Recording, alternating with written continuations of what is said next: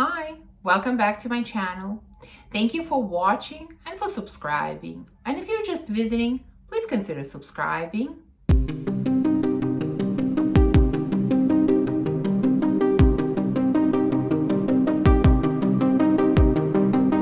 So recently, not that long ago, I did a video ranking all of my boozy fragrances. And of course, before that, at the end of last year, I ranked all of my vanillas.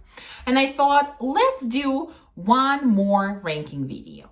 And since we are getting close to Valentine's Day, I thought it would be appropriate to rank all of my rose fragrances. Now, you probably know, especially those of you that have watched me for a while, that rose used to be my absolute favorite floral note. And in recent times, I mentioned that I kind of, I have been getting a little bit bored with the rose and kind of stepping away from it a little bit more. So, I definitely have not been wearing rose fragrances as much as I used to previously, but when I put together this list, again, I was really surprised how many rose fragrances I had. And I think this list, especially for this category, was really great exercise because it really allowed me to see how many rose scents I still have, even though, like I said, I don't use them as much as I used to. Which ones were at the bottom? What do I need to declutter anything? Do I need to use up some of these? Do I need this many rose fragrances? We will see. Those decisions have not been made yet, but just like I did with vanilla, after making the video, I took a look at my list and I understood that there were definitely a few that needed to go. I will definitely take a closer look at this list after I film this video and really decide if I need all of these rose scents. We will see, but all of these are gorgeous. I have top 15, just like with the other videos. Top 15 doesn't mean that there are 15 fragrances. There are definitely more because some of these are included in categories, and you will see a few fragrances from my top 15 boozy scents in here as well because they have both elements, boozy element and rose element. So there will be a few of them mentioned here as well, but of course, majority will be different. Anyways, let me stop blobbing and let's go to top 15. So in number 15 spot, we have Elisab Essence number 1, Rose. Now, this is, well, when you look on Fragrantica, I believe rose is all there is, at the top, middle, base, whatever, it's all rose.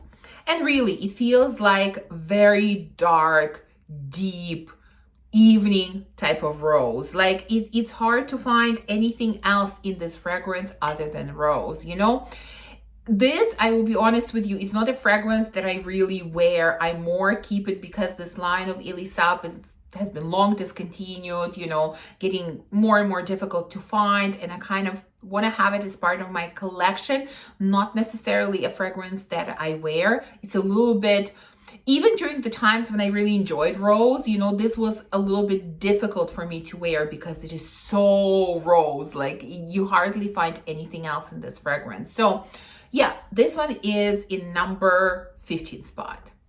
Number 14 goes to a very different rose. This is Isia from Sillage, and I used to wear it a lot more back in the day. And again, I have not reached for it in a while. This is very like young, airy type of rose, like kind of light rose, something like pink or white or light yellow. That's the kind of rose that I get in here. Whereas in the Elisab, it's like dark red rose for sure. Obviously, there is some musky notes in here, and there are some aldehydes in here, which really bring some powdery elements to the scent. It's very airy. It's kind of easygoing, but it's not light. I would not call the scent light. Like it's quite present. So yeah, those, kind of lighter, more summery types of roses are the ones that I really haven't been reaching for, and I definitely have not reached for this one in a while. I still think it's a beautiful scent, but definitely it ranks lower on my list. Okay, number 13 spot goes to two fragrances There are two rose and oud fragrances. It is Oud Satin Mood from Maison Francis Kurkdjian, and it is Velvet, is it called Velvet Rose from Jo Malone.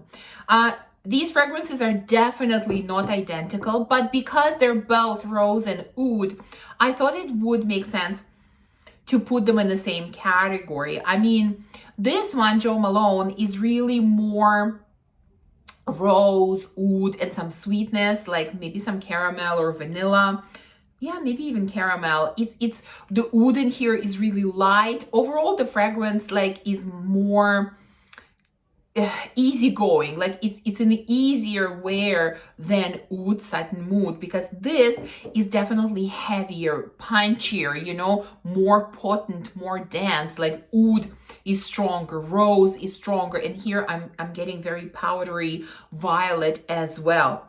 So yeah, they're definitely different. Like this is more challenging to wear, it's stronger, this is easier to wear, but at the end of the day, they're both rose and oud fragrances, and although they're both beautiful, for me, this scent profile is not an easy reach. It's kind of, I have to be in the mood to wear it. That's why it is ranked lower. Okay, number 12 goes to Dancing Roses from Viktor and Rolf. So this has really nice rose. What I really like about this scent is that the rose is not too much. It's not in your face. It's all the elements of this fragrance are very balanced and all done very much in moderation. Like in many of these scents, rose really stands out and kind of hits you in the nose. That's not the case in this fragrance. It has kind of bubbly, boozy quality, a little bit musky. I feel like there are some other floral notes that are playing a role here. It's really, really pretty. Like this would probably be one of the lighter rose scents that I would actually reach for. Yeah, I think so, because like, for example, Isia is very heavy on the rose, whereas this one, rose is there, but like I said, all the other notes are balanced. I really like this scent. Again, it's kind of lower on the list because I'm just not gravitating towards this scent profile as much. There are other roses that I enjoy more. Number 11 goes to a long time love. That is Flora Botanica from Balenciaga. I've had so many bottles of this one. Once upon a time, this used to be my signature scent. And, you know, this will always be very sentimental fragrance for me. I will always have it in my collection, but it definitely, you know, I have experienced so much more since the first time that I used this that it pales in comparison a little bit. Although I would say that this is one of the more unique rose scents, because to me, this is very dry type of rose. Like there is a note of cannabis in here, I think, which I don't get, but I think this is very green and dry type of rose. Definitely lots of musk and some sweetness in here. But yeah, it's the dry rose that makes this one quite unique, quite interesting. So yeah, this is very, very sentimental. If I did this video maybe 3-4 years ago, I think this would have been in my top 5 for sure, if not top 3, you know. But you know, my tastes have changed, and although I still love this scent and this brings me so many memories, but it is in number 11. Number 10 goes to Dom Rosa from Liquid Imaginaires. This is rose and champagne, maybe with some citruses. It's definitely very bright, very bubbly, very, very elegant, and very sophisticated type of scent, you know. And I want to mention, you know, if you've seen my boozy fragrances, like I said, there are a few that are included in both. You know, there are a few of them that are included in one category for boozy scents. That's because boozy elements in them were very similar. But I'm including them in different spots for rose fragrances because when I look at them from that perspective, you know, I have to rank them separately because there are differences in them. So just please keep that in mind. So yeah, Dom Rosa is gorgeous, gorgeous champagne and rose scent. Very elegant, very sophisticated. I see this as a wedding type of scent. Yeah, it is beautiful, and it is number 10. So we are in the top 10 now, and we're moving on to number 9 spot. And you know, again, if I did this video, you know, 2-3 years ago, this fragrance would have been ranked so much higher, and I've kind of slightly changed my mind about this fragrance. That is Tobacco Rose from BDK. This one is also very interesting. It has patchouli in it. It has a little bit of tobacco in it. It has rose. It has chocolate. It's a fragrance that goes through really interesting developmental stages. Like, it smells one way in the opening and it smells very different in a dry down. And at this point, it's definitely the dry down that I like more, because it becomes sweeter in the dry down. It becomes like chocolate covered rose in the dry down, whereas in the opening I get so much patchouli. And although I love patchouli, I almost feel like there is a little bit too much in this one. So yeah, I think it's a very interesting, unique scent. A couple of years ago, it would have ranked much higher, but right now it is number 9. Number 8. And you know, I shocked myself when I ranked this as number 8, and I think I might shock you as well. But this is where my taste is at this moment. I have 2 fragrances, 2 similar fragrances in number 8 spot. It is Delina from Parfums de Marly, and it is Atomic Rose from Initio. Yeah, I don't know. I used to love these, especially Delina, which I've had for longer. You know, I used so much, and I noticed that in the last year, I've used it a lot less. It just doesn't have the same effect on me as it used to, you know.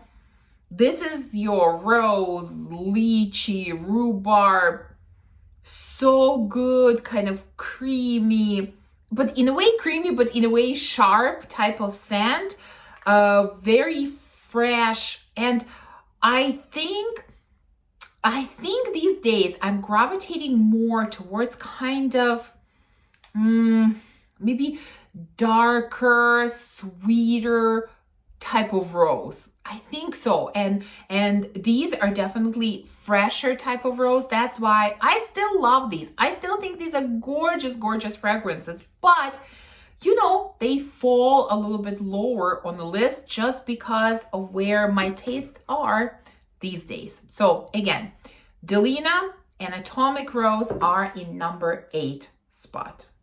Number 7 goes to Roses Barbaranza from Lancôme. I think this is one of the most beautiful, interesting rose scents. I mean, this is rose and pistachios and some sweetness, like maybe honey, caramel, vanilla, and some boozy notes. And overall, gorgeous, gorgeous scent. Again, a little bit, like this is the minus of the scent. It is a little bit overpowering. It's very strong. This is so beastly. Like, I sprayed in the morning and it lasted me the entire day, if not through the night. This is so beastly. Almost like, even though I like beastly fragrances, but maybe slightly too much, and that's why I haven't been reaching for it as much. But as far as rose scents are concerned, I think this is stunning.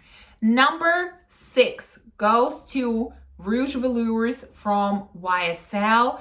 I mean, this is essentially rose and patchouli. This is really, really gorgeous. You know, there will be another rose and patchouli scent in this list, and I debated if I should put these 2 fragrances together, but at the end of the day, I decided to put them separately, because even though they're both rose and patchouli, but to me, there is a difference. There is a difference in the quality, in the way they make me feel, in the way that they come off.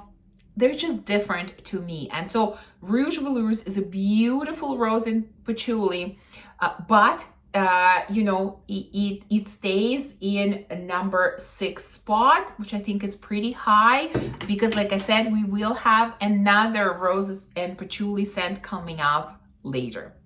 Number 5. So we are getting into top 5. Number 5 goes to Dancing Queen from HFC. Now, this fragrance is a combination, like that's the best way that I can describe it, a combination of Delina and Meliora from Parfums de Marly. Like it has that kind of rose and lychee elements of Delina, and then it has sweet blackcurrant from Meliora, and then you combine the two and it becomes kind of smoother and more blended and not quite a sharp and maybe sweeter version of Delina. But again, it's Delina and Meliora combined together, but there's just something kind of more blended, smoother about this scent. So that's why it is ranked higher than Delina. All right, so we are at number 4. And number 4 goes to Burning Rose from Carolina Herrera. This is so good. Like this is so good. I mean, I don't know the exact notes, but this definitely smells like it has rose, but then it has some spices and it has, I don't know if there's actually patchouli in here, but it smells like patchouli, but it's very like recognizable Carolina Herrera type of patchouli, which have that kind of chocolatey twist on them. Definitely some spices like cinnamon, maybe cardamom, maybe some tonka bean. And it also almost has slight fizzy quality to it. Like it's not quite as light as like champagne fizziness, but there is some type of fizzy quality to this. So it's beautiful. Again, rose doesn't really like stand out all that much. I mean, you can recognize that this is a rose scent for sure. But again, it doesn't hit you in the nose. It is such a refined scent. I love this one. So this is number 4. Okay, so top 3. Number 3 spot goes to Delina Exclusive. And yes, I'm putting it separately from the original Delina because in my opinion, these scents are different, quite different. So here we have a much sweeter, smoother, creamier, more smoky, more woody type of rose. There is some oud in here. This is much more creamy. This is much more evening. This is more sweet. This is less sharp. And this is just, what I've been gravitating towards more in recent times. It used to be the other way around. The original Delina used to be my favorite Delina for a long, long time. And at the moment, I have to say that I'm gravitating towards Exclusive more. So yeah, this goes to number 3 spot.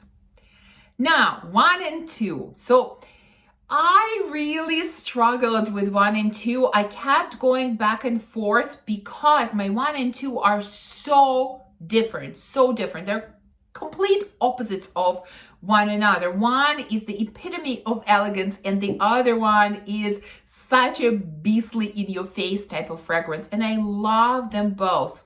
And so I really had to split hairs here and really look at not just fragrance overall, but again, look at it from the perspective of the star note rose. And so this is how I ended up ranking them. In number 2, I put Rosé All Day from Gallagher. So my beautiful beast, like I'm puzzled by when you look at the bottle, how little I have used. And I wear this so often, but I just need so little. This is such a beast. I mean, this is an incredible scent. Incredible. Rose, apples, sweet, sour, some brown sugar, some honey.